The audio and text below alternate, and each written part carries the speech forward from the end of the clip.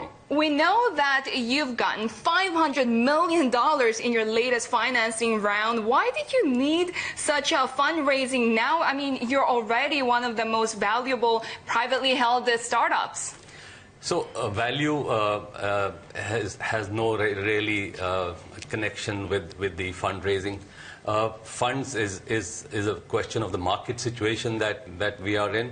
And I think it's important to remember that, as they say, that it's always, you should take the funds when they're available and not necessarily. And India is being flooded with those funds. Is that why you decided to do it now when the money's out there? Yes, I think it's important for us to have a long runway, and we don't have to necessarily go to the market every time. But looking at the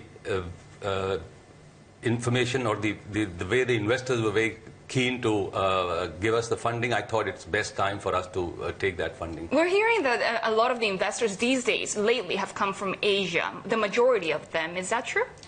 No, I think it's a mixed bag from Asia and from the US. Now, a lot of people are saying that you should give your existing investors a way out by going public. Is this in your plans?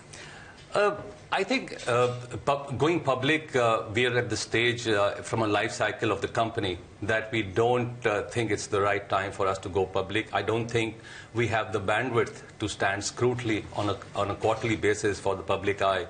We would rather focus the bandwidth of the company and the entire management team towards looking at what we need to do best over the next 3 years, rather than worrying about, oh, what's my next quarter results going to be like?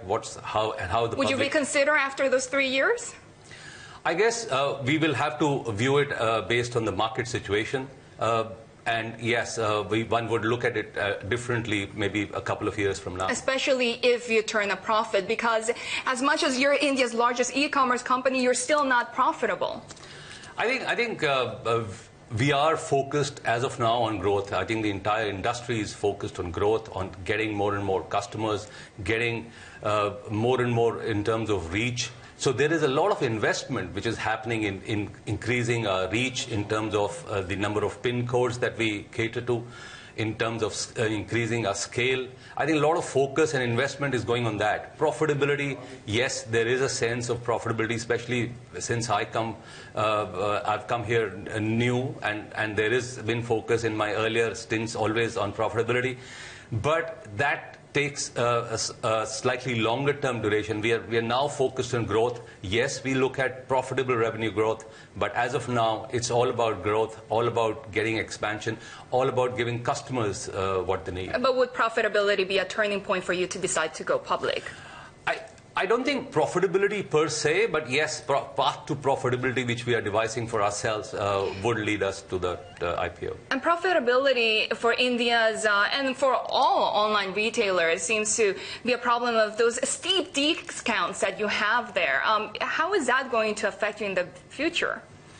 I think there is a sense of land grab which is there as we speak today in terms of the market. But everybody is realizing that there is a focus towards profitability for all, and I believe that sense will go off over the next 12 to 18 months. And in getting that profitability and then making your company grow, would you focus more on these big cities, or because India is such a huge country and sometimes the infrastructure is not there for you to get access, would you concentrate more on, say, smaller towns where there is more prospects for growth? Yes, we are already onto that. We are already onto tier 3, tier 4 cities in India, tier 5 cities. I think the real growth, the next wave of growth is going to come from tier 3, tier 4 cities. The tier 1, tier 2 cities will continue to grow, not that they're going to ebb down. But clearly the big growth is going to come from tier 3, tier 4 cities as the proliferation of the mobile phone, which is the real instrument for us in terms of future. Yeah, for you, the key of your strategy is mobile, isn't it? Tell us about that. That's correct. I think in India, there has been multiple levels of leapfrogging which is happening. There has been a leapfrogging in terms of the organized retail not being there as much as, for example, you would see in the US. The other big leapfrogging that India has done is in terms of mobile versus the landline and the desktop version. So most of connectivity is coming through the mobile, and I think that's where the growth is. If the new smartphones, 80 million smartphones are going to get sold over the next year, then that's where the growth is coming from, and that's where we believe the next market is. Now, Prime Minister Narendra Modi has been in office for a year now, and he doesn't seem like he'll be relaxing any of those FDI norms for e-commerce businesses. How is that affecting your business? Because I know that you've already had some problems last year. No, not any problems. Our model is the marketplace model, which is very much correct in terms of the legalities that exist today.